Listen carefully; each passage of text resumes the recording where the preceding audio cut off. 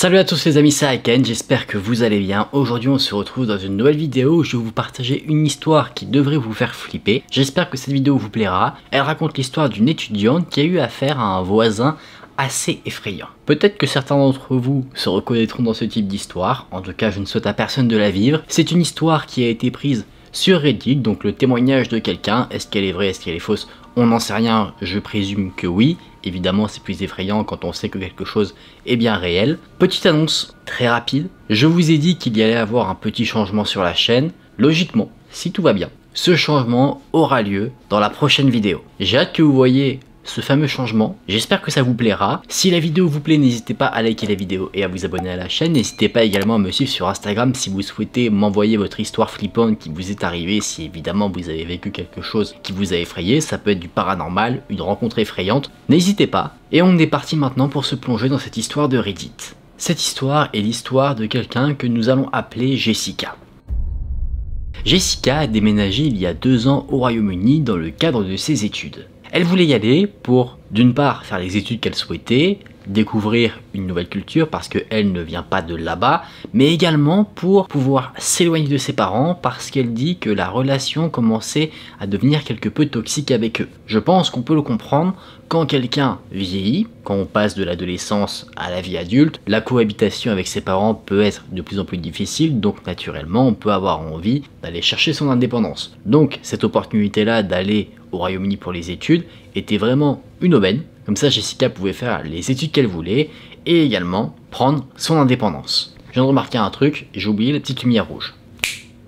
C'est mieux, c'est le genre d'oubli qui ne devrait plus arriver prochainement. Donc Jessica commence sa première année à l'université, tout se passe bien, elle emménage dans un logement étudiant, les cours lui plaisent, elle rencontre des gens qui deviennent ses amis, cette expérience correspond à ses attentes et même ça se passe encore mieux. On arrive maintenant à la 2e année d'études. Cette fois-ci, Jessica décide de changer un petit peu son mode de vie. Sachant qu'elle s'est fait des amis avec qui elle s'entend très bien la première année, elle décide de partir en colocation avec eux, de quitter le logement étudiant pour pouvoir avoir un appartement plus grand, mieux agencé, avec un loyer réduit parce que chacun va payer sa part. Ils pourraient faire des soirées facilement parce que vous savez bien que quand on est étudiant et qu'on a un petit logement, ça peut être compliqué parfois de se retrouver. Là au moins, ils ont un grand espace pour faire des fêtes si jamais ils en ont envie, ils n'ont pas à se dire il y aura un problème de voisins, etc. Ils ont tout sur place, tout est carré. La chambre de Jessica se trouvait au rez-de-chaussée. La fenêtre de sa chambre donnait sur une cour arrière, cour qu'elle utilisait pour aller fumer. Cette cour était assez isolée, il y avait juste une petite porte en bois qui permettait d'accéder à la rue qui se trouvait derrière la maison. C'était un endroit qui était en soi assez peu utilisé, c'était là où tu mettais tes poubelles, où tu mettais un peu ton bordel. Par exemple, si une chaise était cassée, tu pouvais la mettre à cet endroit en attendant que les encombrants passent, comme ça ne prenait pas de place dans la maison. La fameuse porte de la cour arrière était une porte qui était verrouillable uniquement de l'intérieur du jardin, c'est-à-dire que si elle était fermée et que toi tu étais dehors, bah, tu pouvais pas l'ouvrir. Mais cette porte-là était une vieille porte, donc en fait, en forçant un peu, eh bien la fermeture cédait et on pouvait rentrer comme on voulait. Donc pour pallier ce problème, le groupe de jeunes a décidé de mettre de la ficelle pour maintenir cette porte bien fermée, parce que ça arrivait également que s'il y avait du vent assez fort, la porte s'ouvre. Ce qui peut être assez dérangeant, vous en conviendrez. Donc pour éviter les problèmes et ne pas avoir une porte qui peut claquer de manière ennuyeuse, eh bien les jeunes ont utilisé une ficelle. La maison où se trouvait le logement des étudiants était dans un endroit assez calme, assez résidentiel. Les voisins qui se trouvaient de part et d'autre de la maison, c'était des familles ou encore d'autres logements étudiants. Il y avait juste en soi d'un côté de la maison un groupe de garçons au nombre de 5 qui étaient apparemment un petit peu étranges. Ils avaient l'air pas vieux mais plus vieux que des étudiants. Ils avaient l'âge d'être sortis d'études. Quand elle dit que ces jeunes garçons étaient étranges, c'est parce que Jessica dit qu'elle a une fois rencontré l'un de ces garçons et que elle l'a pas rencontré dans les meilleures circonstances. Il était en train d'être interpellé par la police parce que l'un de ses colocataires, un des autres garçons du groupe, a essayé d'agresser quelqu'un d'autre avec un couteau de cuisine. Et l'un d'entre eux aurait également mis le feu à la cuisine. À ce niveau-là, je pense qu'on peut dire que les garçons ne sont pas étranges, ils sont dangereux. Évidemment, ce n'est pas la meilleure expérience de voisinage qu'on peut avoir. Quoi qu'il en soit, la personne qui a voulu agresser un autre garçon avec le couteau a été arrêtée par la police et Jessica, elle, ne s'est pas intéressée plus que ça à cette affaire. Elle sait juste que la personne a été arrêtée. Elle sait pas si le mec a été libéré, emprisonné ou quoi que ce soit. Elle a eu l'occasion un petit peu d'échanger avec les occupants de ce logement où il s'est passé du coup cette chose bien sordide en soi. parce que la personne qui s'était fait agresser était en sang, donc Jessica lui avait proposé un t-shirt, ils ont aidé à nettoyer un petit peu chez eux, donc il y a eu un petit lien. Il n'y a pas une amitié qui s'est formée ou quoi que ce soit, mais voilà, il y a eu contact. Mais justement, pendant ce contact, Jessica était assez mal à l'aise avec le garçon qui s'était fait agresser. Il disait pas mal de choses bizarres, ce qui peut se comprendre en soi suite au traumatisme qu'il a pu vivre, mais bien qu'il venait de subir quand même quelque chose de grave, il essayait quand même de draguer Jessica. Il essayait de flirter avec elle, de la toucher, de la séduire. Et le truc qui était aussi assez étrange, c'est que le mec, comme je vous l'ai dit, il venait quand même de subir quelque chose d'assez lourd psychologiquement, et le mec, ça l'empêchait pas de fumer des substances en même temps que Jessica et une de ses amies étaient en train de l'aider. Je pense pas que ce soit la meilleure chose à faire quand tu viens de vivre ce genre de choses. Si tu es effectivement en sang et que tu as été blessé, parce que oui, le jeune homme qui a été agressé avait été blessé, il avait des coupures, vaut mieux aller à l'hôpital pour se faire prendre en main, plutôt que de rester assis sur un trottoir et de se dire, bah tiens, je vais finir ce que j'ai acheté à mon dealer. Bref, le temps a passé un peu et il n'était pas inhabituel que quand Jessica rentrait de l'université, qu'elle rentrait chez elle, elle croise ce fameux jeune homme, mais à chaque fois, elle ne lui disait pas un mot. Pour elle, c'est comme si l'événement, on va dire, qui avait fait qu'ils s'étaient côtoyés n'avait jamais existé. Ça n'avait pas créé un lien où ils se saluaient ou quoi que ce soit. Pas du tout. Pour elle, Jessica, elle avait occulté cet événement et elle avait décidé de revivre sa vie tranquillement. Mais un jour, alors que Jessica revenait comme à son habitude de l'université, là, le jeune homme s'est approché d'elle. Elle voulait faire un arrêt à un magasin du coin, et le jeune homme lui la suivait un peu, il lui parlait, mais il disait des choses assez insensées. Jessica n'était pas à l'aise. Elle ne sait pas forcément pourquoi, elle n'a pas l'impression que c'est par rapport à ce que disait le jeune homme, mais il y a un truc qui la dérange. Jessica ne s'arrête pas, elle continue de marcher, le jeune homme la suit un petit peu, puis au bout d'un moment il s'arrête et il lui dit qu'il va l'attendre devant chez elle, comme ça ils pourront parler un peu. Là, tout de suite, Jessica, elle est encore plus mal à l'aise, elle a même peur. Jessica se dit ok, en fait il me fait une blague et tout, il va me laisser tranquille, il va partir, donc Jessica va à son magasin, elle achète ce qu'elle voulait acheter, elle revient et quand elle arrive dans sa rue, là elle voit qu'il y a le mec qui l'a abordé, mais également un de ses colocataires. Les deux sont assis devant sa maison et ils attendent. Jessica n'a pas du tout envie de les côtoyer, n'a pas du tout envie de les croiser, de leur parler, donc pour elle, il y a un problème, elle peut pas rentrer chez elle parce que les deux mecs sont clairement devant sa porte. Elle peut pas se dire je tape un sprint et j'y vais, il n'y a pas de moyen. Le seul moyen qui est à sa disposition, c'est qu'un de ses colocataires qui se trouve chez elle sorte de la maison pour dire les gars, cassez-vous et qu'ensuite Jessica puisse venir. Jessica appelle donc sur le téléphone fixe de la maison, sauf que là, nouveau problème, il n'y a personne chez elle. Donc Jessica se retrouve clairement dans la mouise, elle décide d'attendre. Et elle a attendu pas moins de 1 heure, jusqu'à ce que les deux mecs s'en aillent. Une fois que les mecs sont partis, Jessica est rentrée chez elle en sprintant à toute vitesse, elle est rentrée et elle a verrouillé sa porte d'entrée. Et sa porte d'entrée était faite d'une manière assez particulière. Peut-être que vous-même chez vous, vous avez ce type de porte d'entrée. C'est pas une porte d'entrée opaque où on ne voit pas l'extérieur. En fait, la porte d'entrée était avec des vitres, pas des vitres nettes, mais un peu floues, mais on voyait quand même s'il y avait quelqu'un qui se trouvait derrière.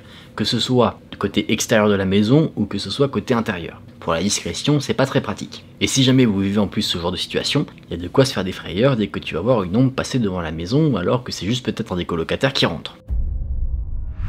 Le temps passe encore un petit peu, Jessica n'a pas oublié cette fameuse rencontre, ça l'a toujours effrayée, donc naturellement, quand elle revenait de l'université, elle faisait tout pour éviter de recroiser le jeune garçon, le jeune homme qui est son voisin.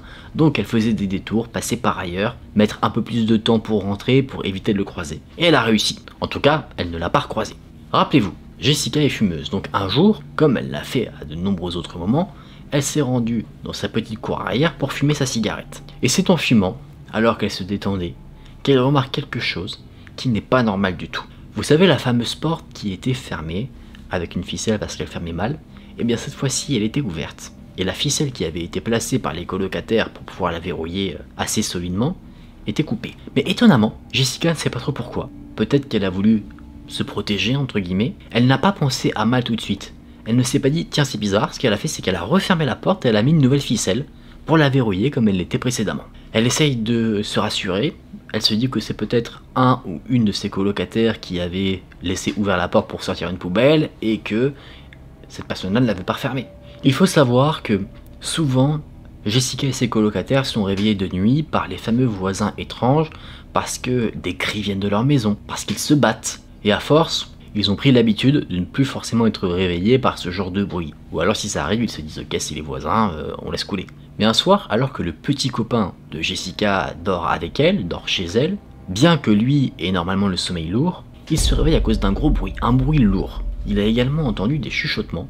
Et Jessica, elle, ça ne l'a pas réveillée de suite. C'est son petit copain qui l'a réveillée silencieusement, parce que rappelez-vous, elle était un peu conditionnée à entendre des bruits bizarres, donc son cerveau avait tendance à laisser passer les bruits un peu étranges, notamment ceux-là. Tous les deux, ils ont attendu. Dans le noir de la pièce, ils ont écouté attentivement, et ils ont entendu la porte en bois, celle qui se trouvait dans la cour arrière, donc à côté de la chambre de Jessica, claquer plusieurs fois. Et après ça, il y a eu des bruits de pas. Cette nuit-là, il faisait assez chaud, donc la fenêtre de la chambre de Jessica était ouverte. Jessica et son petit ami sont figés. Ils essayent de faire le moins de bruit possible, et ils entendent la poignée de la porte arrière qui mène dans la maison être utilisée. Cette porte était verrouillée, mais clairement, quelqu'un essayait d'entrer dans la maison. Au bout d'un moment, le bruit a cessé, et les bruits de pas se sont éloignés de la fenêtre.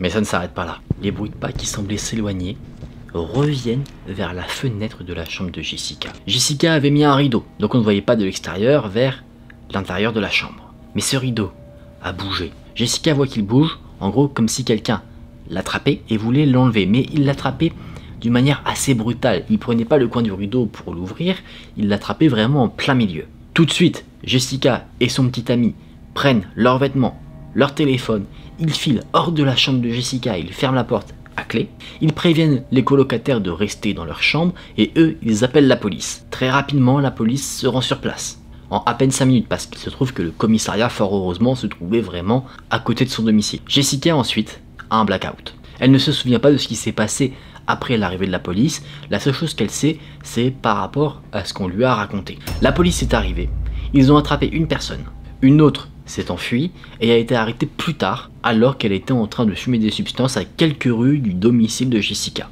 Ces jeunes, vous l'avez sûrement deviné, c'étaient les fameux colocataires qui faisaient partie du groupe de garçons étranges.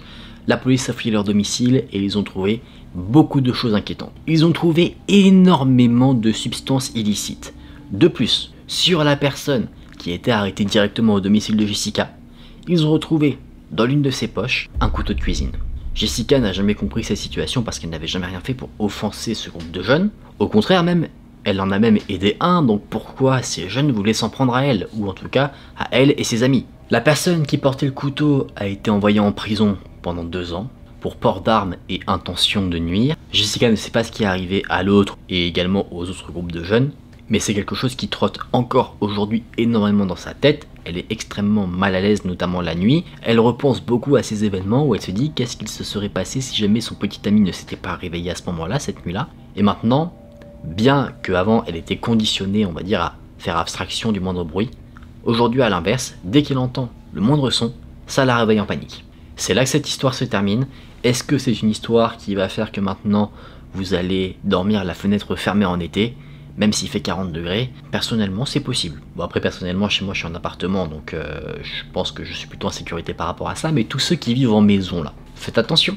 Et voilà les amis, on en a fini pour cette histoire, c'était une histoire assez effrayante. Cette fois-ci pas de mystère, on sait clairement que les personnes qui voulaient s'infiltrer dans le domicile de Jessica étaient armées de mauvaises intentions, en plus d'être armées d'un couteau. Quel était par contre le mobile de leur intrusion? Est-ce que c'était le cambriolage? On peut le penser.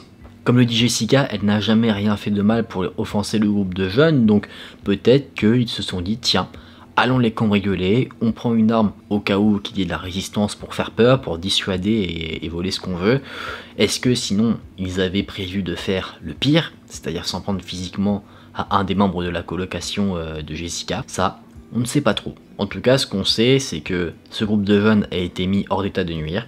Fort heureusement, on espère évidemment que Jessica se remettra rapidement de cet événement. De toute manière, c'est tout ce qu'on peut lui souhaiter. Les amis, j'espère que cette vidéo vous a plu. Si c'est le cas, n'hésitez pas à liker la vidéo et à vous abonner à la chaîne. N'hésitez pas également à me suivre sur Instagram et à m'envoyer votre histoire flippante. N'oubliez pas si jamais vous voulez que une de vos histoires apparaisse dans une vidéo. Merci d'avoir passé ce petit moment avec moi, c'était un plaisir. On se dit à très vite dans une prochaine vidéo. Prenez soin de vous, c'était Aiken. Salut!